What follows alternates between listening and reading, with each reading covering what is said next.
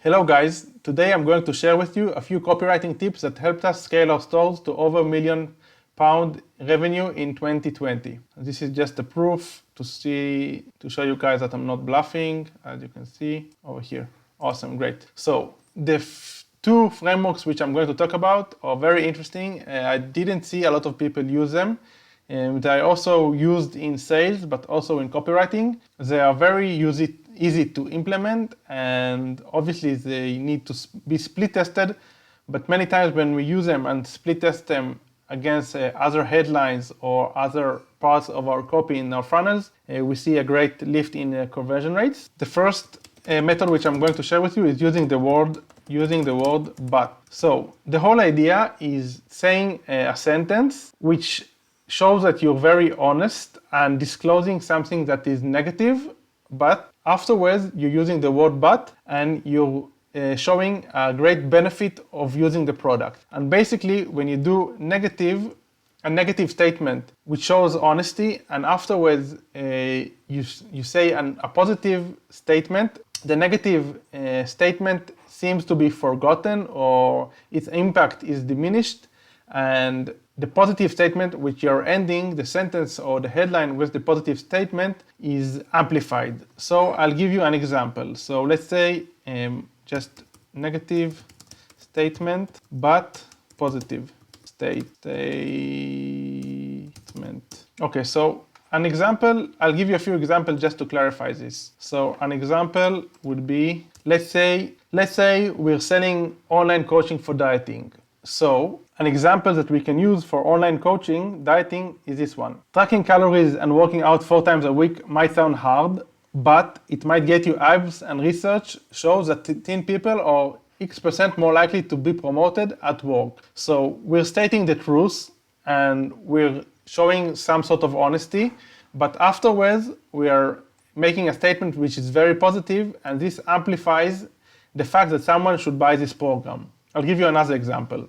Let's say I want to hire. So what we can say, we demand working on a tight schedule and working in an ultra competitive environment. So this sounds negative. This sounds very demanding and not a lot of people would be attracted. But afterwards we say, but people who work in our company are making 50% above the average salary. So when you see this sentence as a whole, the people who are publishing this job description, they come out, they seem very honest, because they say, we demand working on a tight schedule and working in an ultra competitive environment, which can be negative in a way. But this statement is diminished because afterwards what they are saying, this competitive environment and this tight schedule leads to a higher salary on average than the other competitors, which is what a lot of people are looking for. So you open up the customer by stating something that seems very honest and might be negative.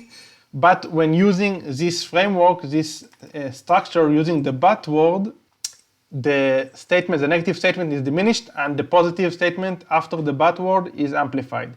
Let's give you another example. Let's say we're selling a posture corrector.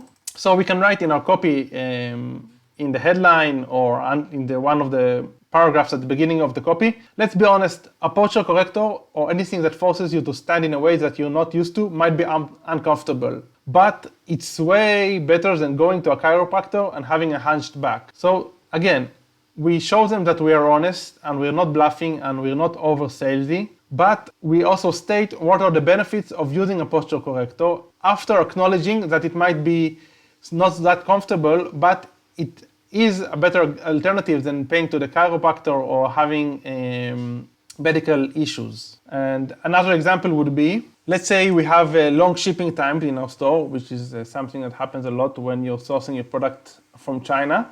So you can be honest and you say, our products will arrive within 14 to 21 days, but when you'll get them, you'll see the difference between a handmade jewel, for example, assuming you're selling jewelry, that was customized to fit you perfectly, and a jewel you can buy in a store that is manufactured in a factory. So again, we were very honest and stated a fact or something that might sound a bit negative, but afterwards we're using the but structure and we are stating something that is positive, and it makes the negative statement that was beforehand in the beginning of the sentence looked irrelevant or not that impactful. So this is the first framework that I wanted to share with you. I suggest that you check it out and you create headlines and maybe even subject lines for your emails or anything like that, anything like this. And the next thing I wanted to share with you guys is a warning. So many times I tell to the people that I coach and to companies that I give them CRO consulting that every place in your copy and everything that you have in your website and in your funnel should be there to convert. You shouldn't have any generic statements. So for example, if you have a guarantee, the guarantee should be specific to your product and specifically talking to your customers. So having just like a 30 days money back guarantee isn't enough. So you can say, I'm sure you love this product, and if you're not in love with this product, we're going to give you your money back in 30 days, no question asked. So this is a generic statement, a generic guarantee. On the other hand, let's say you're selling a posture corrector. Even in the guarantee, we should say, our posture corrector will improve your posture and we're sure about this. And after 30 days, you will start to feel benefits and a reduction in your back pains. And if you're not happy about our posture corrector and you don't see X, Y, and Z benefits, after 30 days, we will provide you with your money back, no question asked. So even in the guarantee, we are using copywriting and we are specific to the product and specific to our offer. So this is one thing, which was kind of off topic because I didn't plan to speak about this. But the other thing I wanted to mention is having warnings. And having warning in your copy is very powerful. What you basically do, you give a warning using a negative consequence of a positive effect. So one example, let's say you have a coaching program. So using a coaching program, you will increase the amount of taxes you'll need to pay. So we stated a negative consequence, increase of amount of taxes, increase of the tax burden, but this is of a positive effect. So basically people see that you're honest because you're sharing like a negative consequence, but who wouldn't want to pay more taxes? So this is kind of a sneaky way of showing the positive consequences of buying your coaching program. Another example, let's say I have a dropshipping course. So you can say scaling multiple stores means hiring and many headaches, but I can't think of any beginning dropshipper who wouldn't like to scale multiple stores and hire more staff. So in a way, again, you're sharing a negative consequence of a positive effect. And one of the best examples that I saw that comes to mind about this is what the Viagra guys are doing. So the Viagra guys, what they're saying basically in the warning that if you take a Viagra, you might have a very long erection, and it might take 24 hours until it goes down. So in a way, when people read this warning, they say, okay, if it might be in the worst case 24, so for sure, the 4 hours that I need it for, it's going to happen. So people are very happy about this. So you give a worst case scenario, which is very unlikely, but it's an extension of a good effect. So I guess this example is supposed to hit home. Okay, that's it for today, guys. So we covered 3 techniques.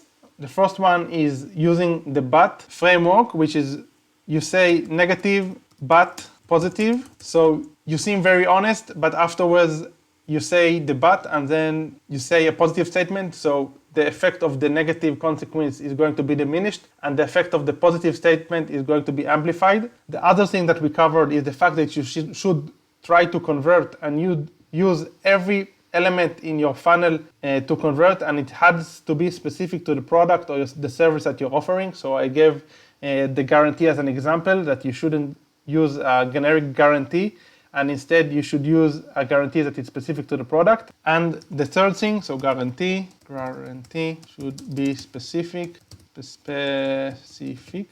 like anything else in your funnel. And the third method that I shared with you today, which is also very powerful, is giving a warning using a negative consequence of a positive effect. That's it, guys. I hope you found the value in this this short video today. If you like the video, please like, comment, and subscribe to our YouTube channel and this video, obviously. And if you have any questions, just let me know. You can contact me via mail or via Facebook. That's it. Thank you for watching, and I wish you a great day moving forward. Bye bye, guys.